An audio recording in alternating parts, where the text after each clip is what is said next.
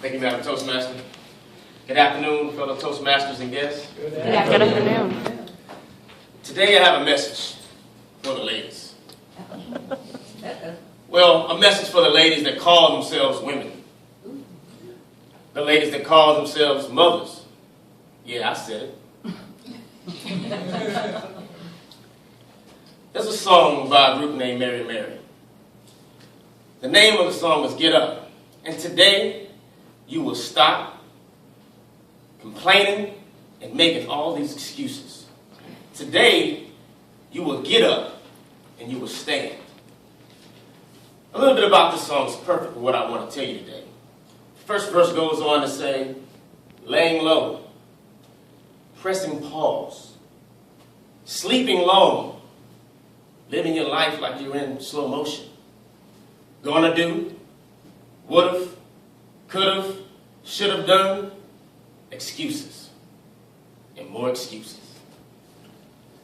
What I want to remind you today that your life has a purpose. Everything that you do affects all of us around you. Yes, you are a role model, like it or not. Our youth look up to you. They're like a huge sponge, soaking up everything you do and everything you say. Example. If you always have a negative attitude, walking around making negative comments about everything, never seeing the good in it, it's safe to say your kids may have a negative attitude too.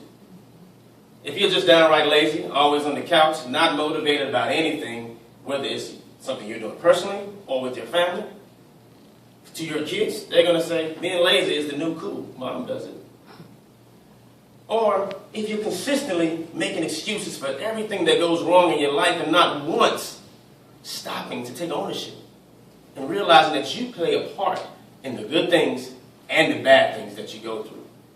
It's safe to say 9 times out of 10, your kids are going to think excuses are okay, because I hear them all the time.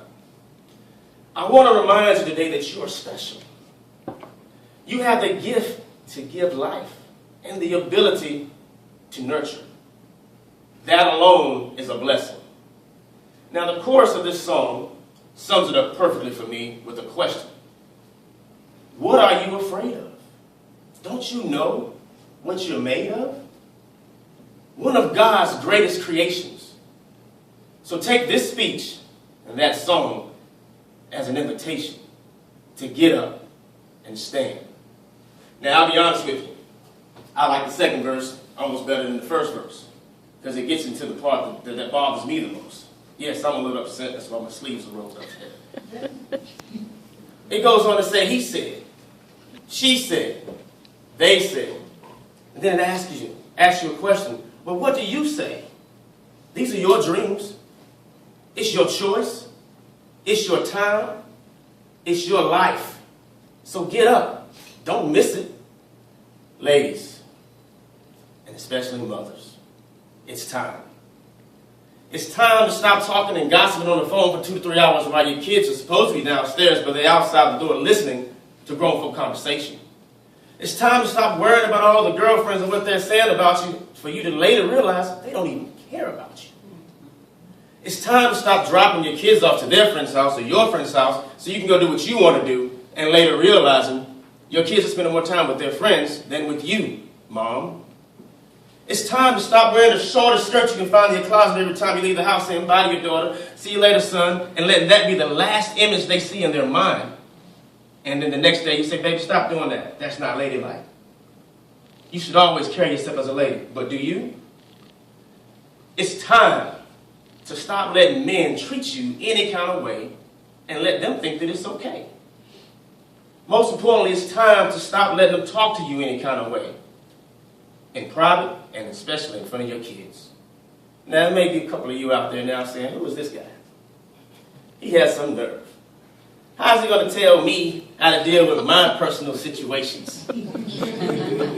Who is he to tell me what I'm doing right and what I'm doing wrong? He's just a man. I would respond and say, you're right. I am just a man. I'm a man that once was a boy who watched my mom raise me and my sister by herself. My granddaddy gave her a nickname, Little Piece of Leather, well put together, may bend but never break. She's about 5 foot tall, 100 pounds wet. I've watched her fall. I've seen her fail. I've heard people tell her no when we so desperately needed them to say yes. But I'm thankful that I also watched her dust herself off, get up on her 2 feet and stand with her head high, turn those no's into a yes while singing her favorite song. They said I wouldn't make it. They said I wouldn't be here today. They said that I would never amount to anything. But I'm glad to say that I'm on my way and I'm growing each day. Now that song and her intestinal fortitude lets me know, and my sister know, that when we get knocked down, that we can get up, that we can stand. So ladies, and especially my mothers, what are you afraid of? Can't you see what you're made of? You are one of God's greatest creations.